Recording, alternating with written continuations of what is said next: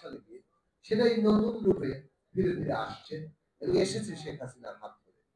এই কথাগুলো বলার সময় কিন্তু আমরা কেউ কম বলিনি, বরং আরো বেশি করে বলেছেন। সুব্রত দাও আরো জোরে জোরে বলেছেন।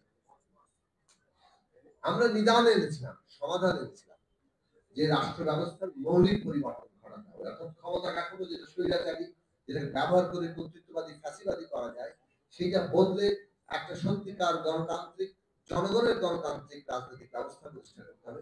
এটাই নতুন বন্দোবস্ত।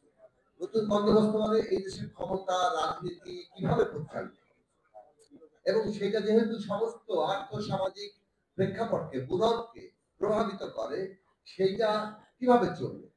কাজে এই জায়গাতে আমাদের ন্যূনতম যে ঐক্যের জায়গায় এসেছিল যুগপৎ আন্দোলনে, আমরা একটা ঐক্য তৈরি করার চেষ্টা করছি। আমরা মানে এই নয় যে আমরা সব বিষয়ে একমত হয়ে গেছি।